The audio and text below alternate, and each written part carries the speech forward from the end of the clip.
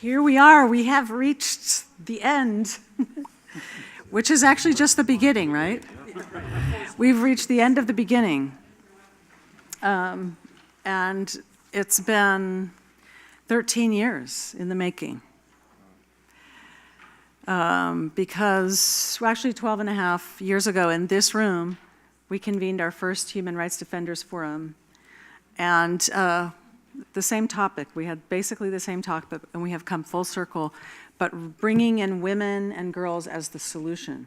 That is what we discovered along the way, which is very exciting. So this is our final session, and we really only have a few things to do before I turn it over to President Carter, and then we launch our movement in the way that we know how to do. First, I want to thank all of the moderators, and if Danielle and all of our wonderful interns could come in so we could recognize all the staff, it would be wonderful. And in the meantime, I want to recognize our moderators and all of you who came from long distances to be with us here. This wouldn't happen without you. And we want you to know that your voices have been heard. We have recorded, we have taken notes, we have hit the record button, so we have physical recordings of what has been said. And what if Adam, if you could bring up the clip on the website, I wanted to remind everyone that we have built for this purpose. And then maybe, yeah, that's great. If you want to bring up the clip. This is the tool that we have built for this movement. We have here an opportunity to connect through conversations that are interlinking pieces of information on making peace, on violence against women, on the life of the girl child. All of these are conversations about important topics to you. This will be how we will organize our way going forward. We will meet, just like we did today, in conversations online. You will be able to follow and contribute to the conversation right there in the same space. You will be able to upload documents, connect with other people through this space. This is built for you. So this is the product of a lot of work and thought. Jason, are you here? The first thing I'm going to ask everyone to commit to is to sign up for this web tool. Can everyone raise their hand? Who's agreeing to sign? Doesn't cost anything. It's free. No, well, it cost us something. Right? But that's our commitment.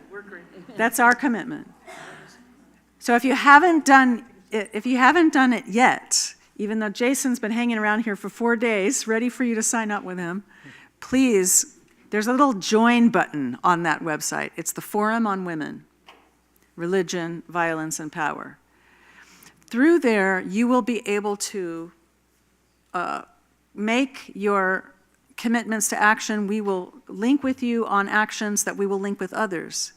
When President Carter gave this responsibility to us, he said, be the space, be the spine of a movement, be the place where people can look to for support.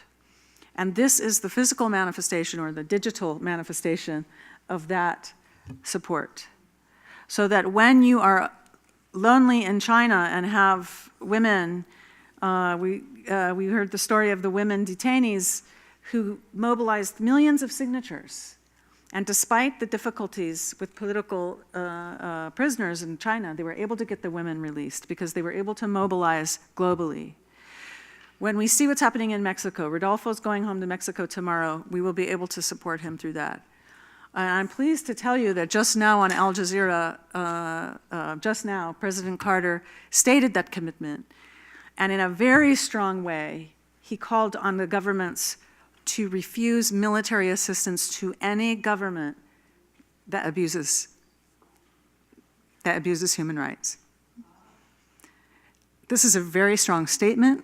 we will take this message to Washington on behalf of those of you who are in real dire situations. We know this is real. We know this isn't just a statement and an empty call. When we meet with Senator Chris Murphy and Senator Kirsten Gillibrand and Senator Johnny Isakson this week, they will hear your voices. So that is our commitment.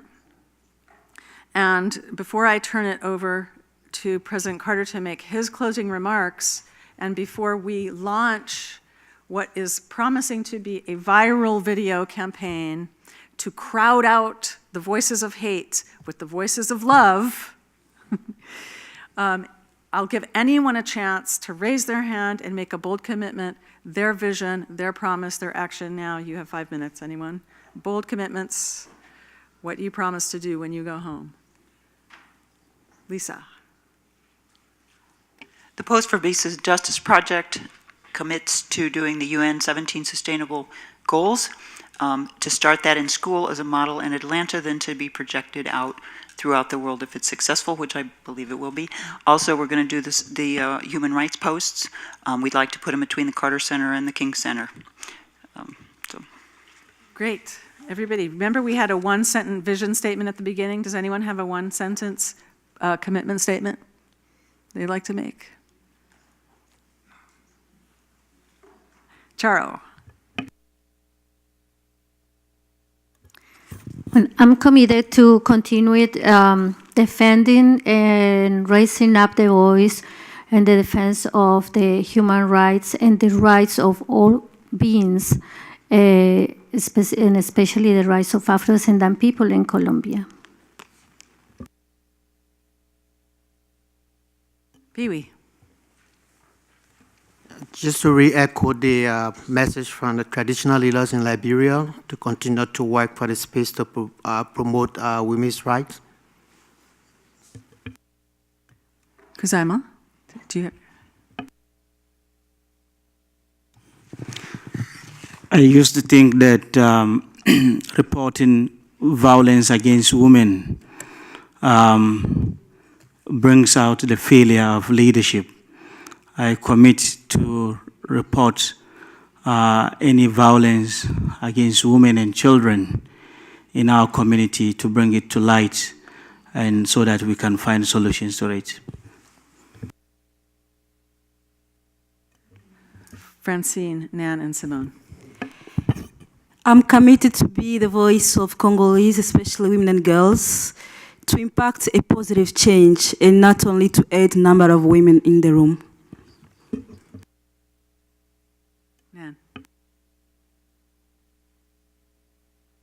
Speaking not only for myself, but for my organization, Women's Action for New Directions, and the Women Legislator Lobby, we commit to expand our efforts to be voices from women here in this nation, to speak in solidarity with the efforts going on globally, and to be a messenger to our U.S. Congress and administration to work for nonviolent solutions to address the massive, blatant, obscene levels of military spending, and to continue to be a voice for reduction of the nuclear threat and the nuclear warheads that are here in this nation. And that is our commitment going forward. Rubina. At a personal level, I commit to continue to raise my sons and to influence the raising of my grandsons in a way that respects women. The girls in their lives, their sisters, their mothers, and their grandmothers. And I commit to make sure that those young men grow up sharing in the chores of the home and respecting that responsibility.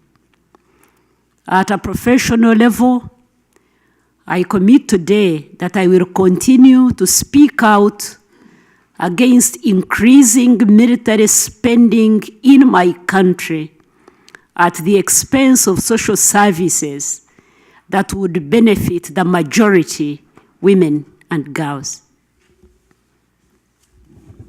Simone is next, but because I made a commitment, I'm going to keep it right now because I have to thank our brilliant interns, Erin Marsh, Erin Agnew, Camille, come outside. We can't see you. Come front and center. Kimberly Case, Kimberly, and of course, Danielle, the magic worker. Where's Talisha? Where's Talisha?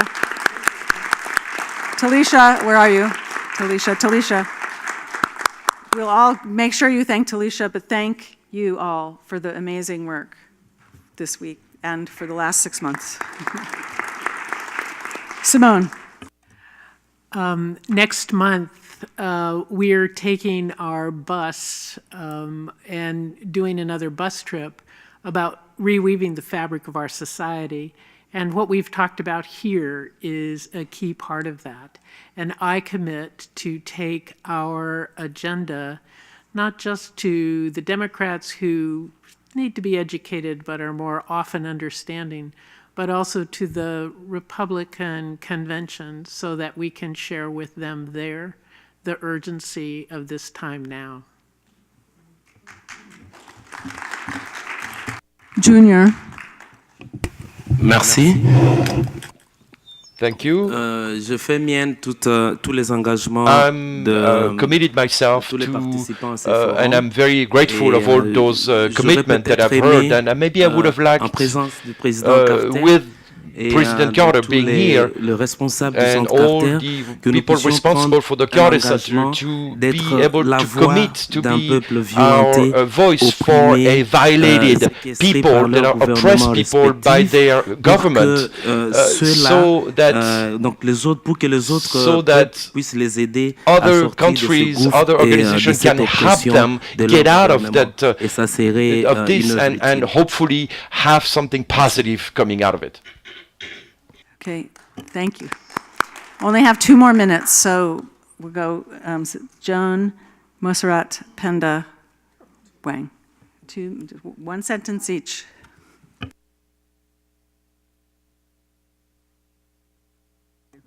I commit to writing regular national columns on the issues that have emerged in this session, but also attaching to the conversations that emerge in the Women's Forum to keep them circulating in a wider arena, and one which I hope, because they're published in national Catholic publications around the world, that will soften the Catholic Church in its continued commitment to the second-classism of women.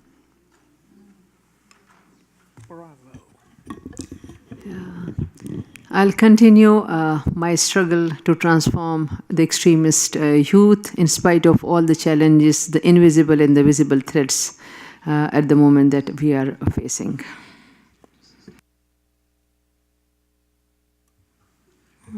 I commit to using my network to amplify all of your voices and to dovetail with everything that you've done at the Carter Center and to be there personally for every one of you whenever you need me.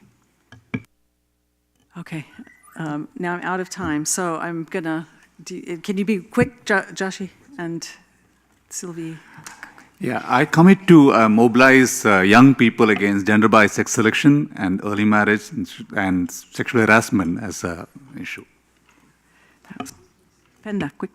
Alors, nous nous engageons à disséminer We les droits commit humains to partout dans disseminate les villes et human villages les rights plus in all the enclavés de cities, l'Afrique all the et du monde en villages in the général, middle pour of qu'enfin Africa vive la and the dignité world, pour tous. so we can have Merci. dignity for all. Sylvie. Merci. Thank you.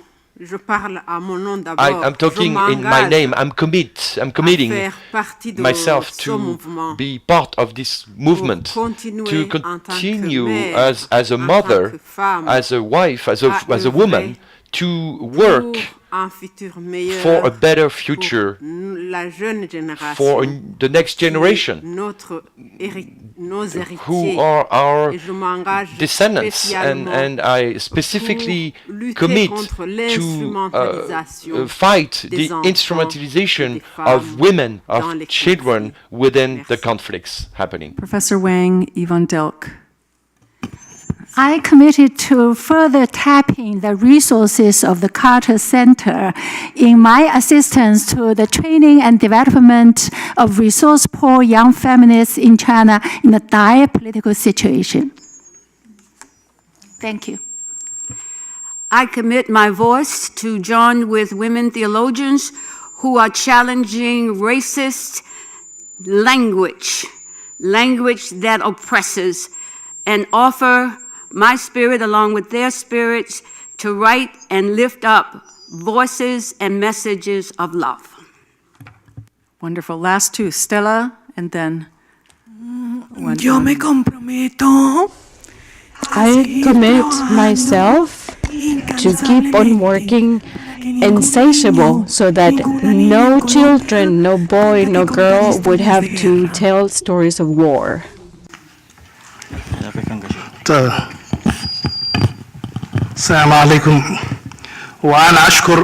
May peace be upon you. I would like to thank our president for having a meeting, and I would like to speak about what said one of the leaders. Being close requires that we think together, and in conclusion, and perhaps now that I have come and what I have seen things, we have to submit everything to God's will, and if we were able to come, it's because God wanted us to come, and may peace be upon you, and thank you. Thank you. So we have all those written down, of course. And now I'd like to ask President Carter to give his concluding remarks before we send out love as the answer for all of this.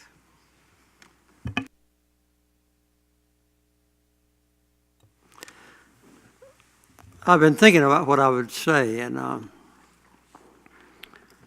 it's not easy after hearing all of your wonderful voices. Many of you are professional speakers, and the only deleterious or negative fact I've had is that all of you didn't have enough to say everything that you wanted to say. I think I share with most of you one discouraging thought.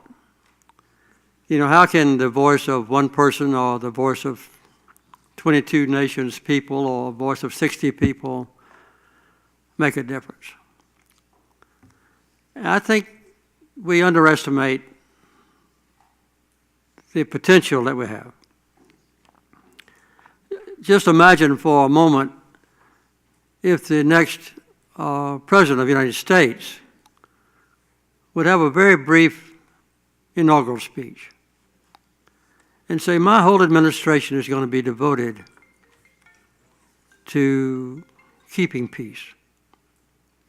We're not going to involve ourselves in military combat.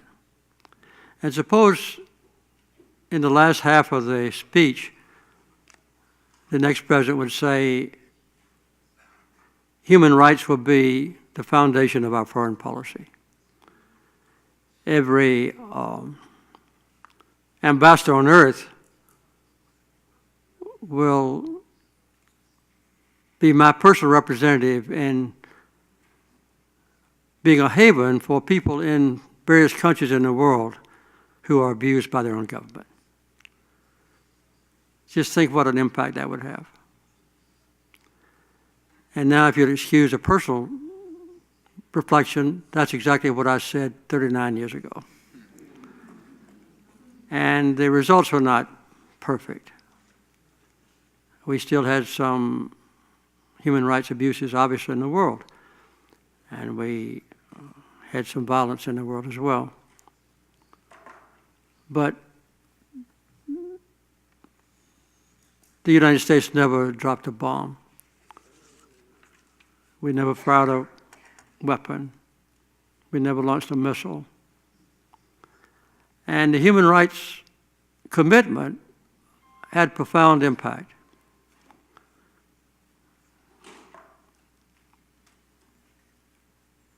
Every country in South America almost was a military dictatorship at that time.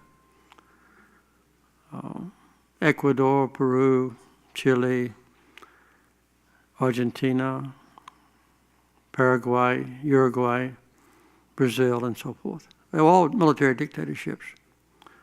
And most of the countries in Central America, most of them changed to democracies within a few years. So a president can have a great impact on the world, particularly the President of the United States. And that's not a hopeless case. I'm not sure that any of our candidates will make that commitment. But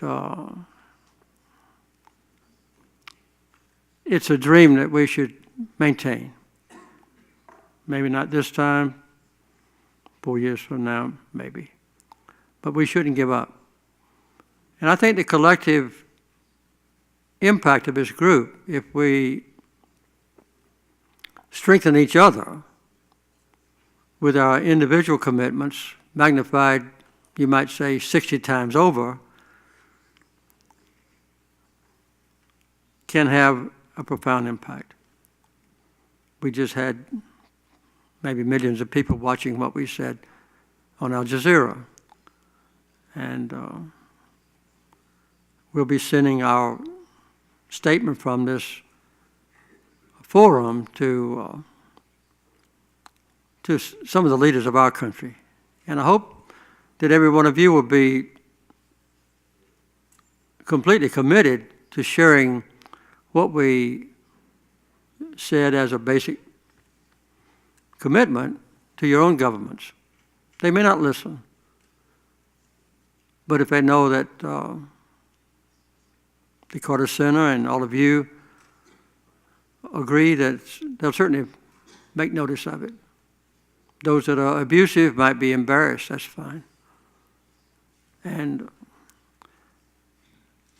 I think that the last 13 years, I think since 2003, we've slowly but increasingly learned every year what has happened to the world. As I've said, we've retrogressed. The world has gone backward.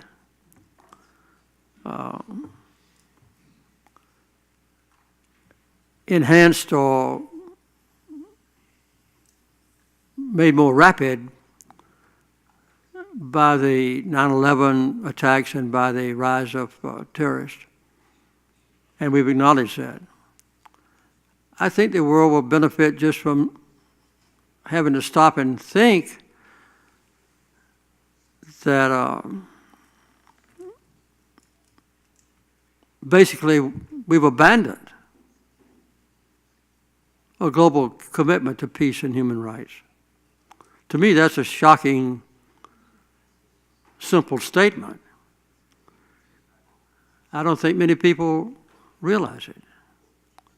But the standards for ethical and moral values that persist now among the major governments on earth and the United Nations and the police forces of the world have permeated down to individual citizens who don't know what's happening and what has happened. I think will be a reminder to them. One of the things that we've done during the last 13 years is slowly come to realize ourselves the degree to which the world would be different if women were permitted to have their own human rights, if they weren't deprived of an adequate voice in shaping world policies. There's no doubt that a woman has a better personal knowledge of what it means for someone in the family, maybe a son or daughter, to be abused by the government and to lose their basic human rights. And we sometimes forget that peace, I would think, is the number one human right. We discussed on Al Jazeera the fact that health care and a decent home in which to live and an education, well, just as equal to freedom of speech and freedom of assembly. And we need to remember those things. When we use our influence, if we can't change the policies politically, we can share what we have with others and induce others to do it. So I'm not discouraged at all. I've been inspired by the statements that have been made here. And my hope is that we will never forget the commitments that have been made just a year or two ago by the United Nations to renew the call for the rights that people look upon as their own is a new effort. The ideas are not dead. And I think that this website that I hope will strengthen all of you and give you maybe information from the rest of our human rights activists will be effective. And my commitment to you is that the Carter Center will not be reticent in the future. We've been strengthened, I think. My own voice have been strengthened this week by listening to you and realizing that, for instance, that our government, our own government, of which we are proud, is complicit in the abuse that is perpetrated on some citizens because we give military assistance and financial assistance to perpetrators of the basic human rights that we deplore. And we'll make a call for that to be ended. Those are the kind of things that can be done incrementally. But I hope that none of us will be discouraged, that we'll be united and realize that each one of us does not stand alone, that we have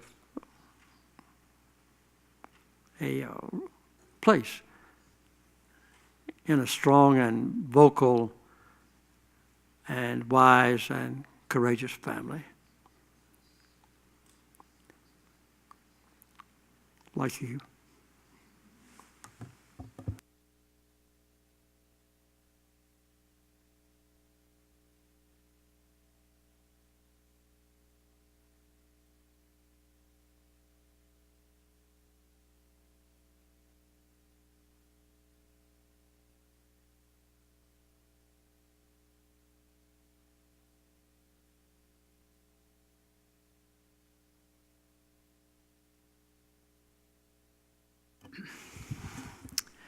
Not long ago, President Carter, when you were speaking in Sunday school, you said that when you made peace between Egypt and Israel, and when you normalized relations with China, that this was because of the radical love that you learned from Jesus Christ. And for many years, you've been speaking about this idea about how our faith can inform our actions through love. And about 2 years ago, a year and a half ago, my dear friend Lisa Parsons introduced me to this young man right here, who was inspired when we talked about this work. And I was telling him about your book you were writing. And I told him that when you spoke on the 50th anniversary of the I Have a Dream speech in Washington, that yes, you spoke about the I Have a Dream speech, but you did something very subversive. I don't know if you remember that. You quoted Martin Luther King's Nobel Peace Prize speech, which is far more controversial and challenging than the I Have a Dream speech. And I was very proud of you.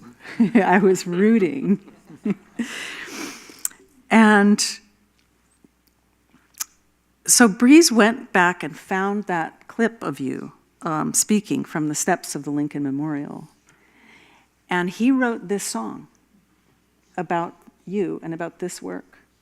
And for the last year and a half, well, first I have to read the quote from Martin Luther King that inspired this. And that is actually inspired this conference, and you'll know why. Nonviolence is the answer to the crucial political and moral questions of our time. The need for man to overcome oppression and violence without resorting to oppression and violence. Man must evolve for all human conflict, a method which rejects revenge, aggression, and retaliation. The foundation of such a method is love. Adam, can you lower the lights and play the video for us?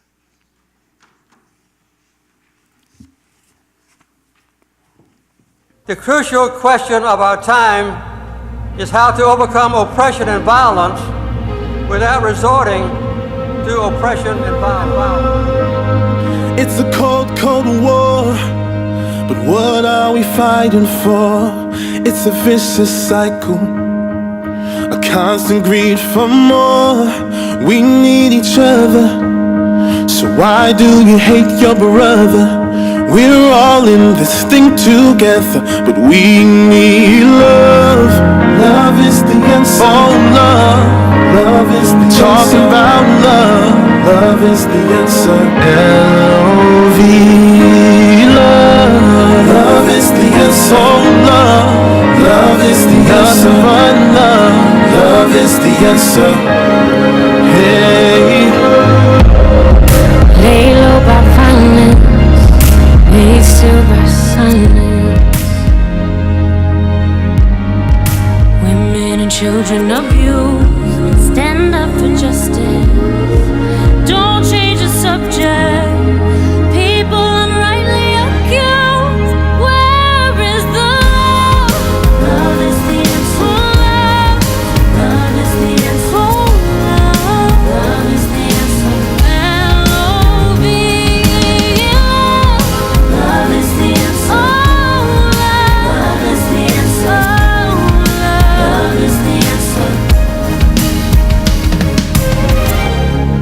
Imagine a world walking hand in hand. We the people united. If you believe we can, let's teach our children. The future's in their hands. Hate is the cancer. That's why love is the answer.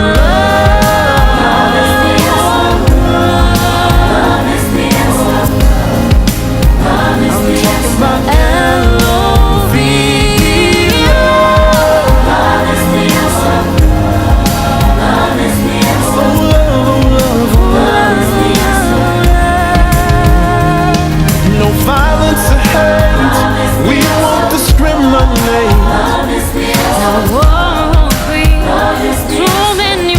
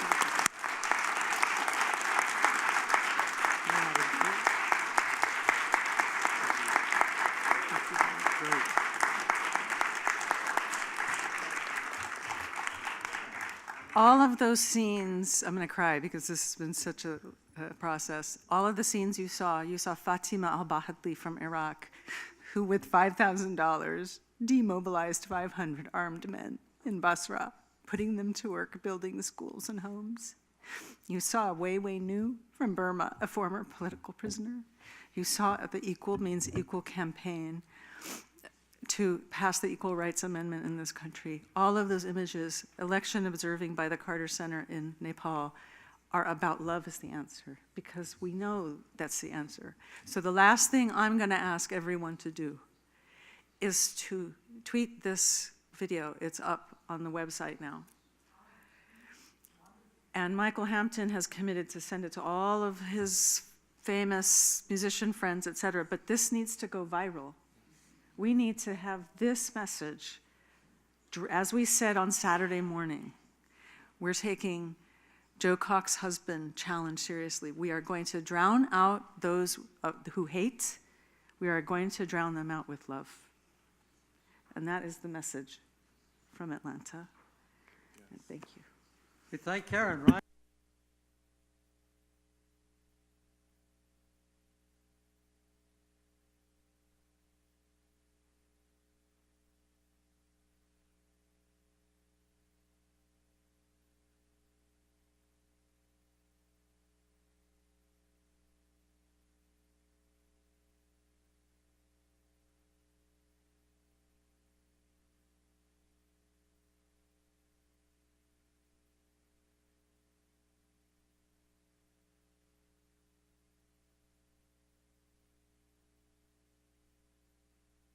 We're done.